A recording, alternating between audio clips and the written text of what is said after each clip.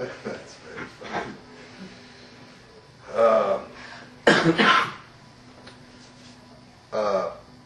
One last question is that with all the information coming out of the Human Genome Project, as well as somebody asked me to ask you that also we're starting to realize that there are many, many organisms living in our bodies, by some estimates, larger than the number of human cells, the cells with our own genome. And the fact that so many different genomes are present in our body, really, does this have any effect on the main thesis of the selfish gene? Well, that's fascinating.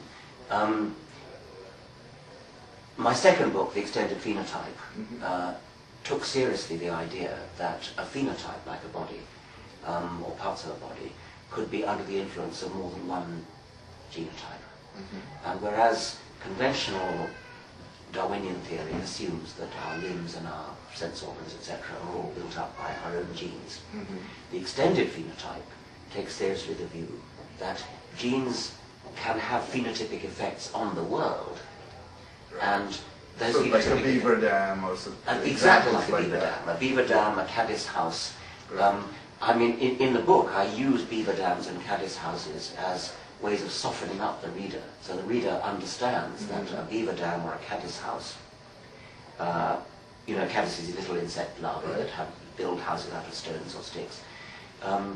These are clearly phenotypes that are clearly under genetic control. They must have evolved, they must have been under natural selection. Houses of different shapes were favored by natural selection in exactly the same way as abdomens of different shapes, for example. And they must therefore have been under genetic control for the genes to be selected by virtue of their effects on phenotypes, even though these phenotypes are made of stone, rather than made of chitin, etc. So the reader is now softened up to take on board the idea that genes can have phenotypic effects outside a body. Then we move on to parasites that live inside bodies, worms and things, that manipulate bodies, manipulate the behavior of an animal to make that animal more likely to pass the parasite on in the way that the parasite, quote, wants. So, and that's well known. I mean, parasitologists have known that for a long time, all sorts of lovely examples of that. This again is an extended phenotypic effect. The behavior of the host, which is altered in such a way as to benefit the parasite, that is an extended phenotypic effect. Under control of the genes of the parasite. And the reason I say genes of the parasite is that this is obviously an adaptation and that's been selected by Darwinian selection. That means genes are involved. Finally, you don't have to actually be, the parasite doesn't actually have to be inside the body of the phenotype that's being manipulated. A cuckoo is outside the body, and yet the behavior of the cuckoo manipulates the behavior of the host parent, which is an extended phenotypic effect to the extent that it's an adaptation selecting cuckoo genes to influence the foster parent phenotype. So we are stuffed full of bacterial genes in bacterial bodies. It is entirely within the rubric of the theory of the extended phenotype that those bacterial genes could be influencing our phenotypes. And I mean, that would be a triumph for the theory of the extended phenotype if that proved to be the case. Termites are even more stuffed full of microorganisms of various sorts. They can't digest wood. Termites live on wood. They can't digest wood without microorganisms. So the microorganisms are vital to their economy. And again, I've speculated that that maybe the whole termite colony is being run by the microorganisms in termite guts. You're good at reversing these perspectives, aren't you? This selfish gene trick. That's right. And of course, as you know, mitochondria, on which we totally depend for our metabolism.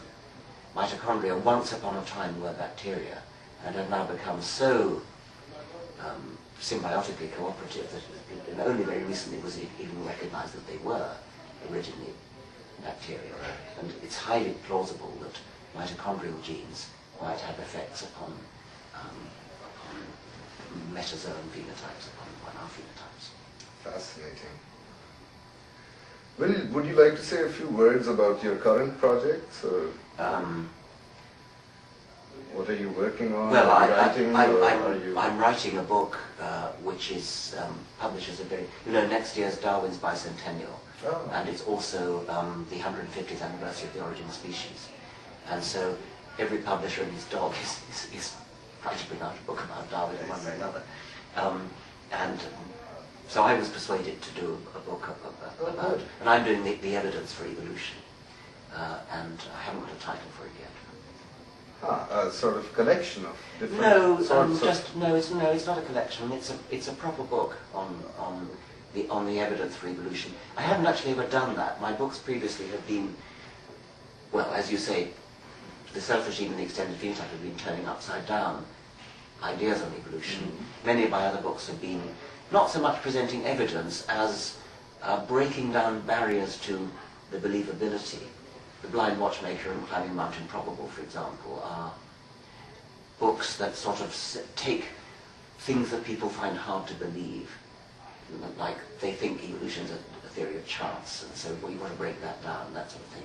I've never actually set out the evidence from fossils, the evidence from comparative genetics, comparative biochemistry, that would be, geography, and so on.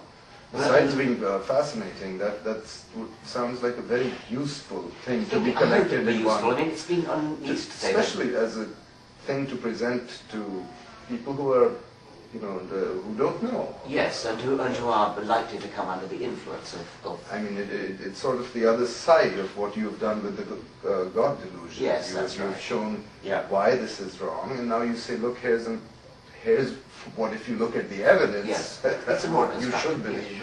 Sure. Yes. By the way, I should say that I am one of the thousands or millions of people whose intellectual landscape was completely transformed by reading The Selfish Gene when I was in college. Yes. And so it is a particular delight for me to meet you. You have been an intellectual hero of mine. Thank you.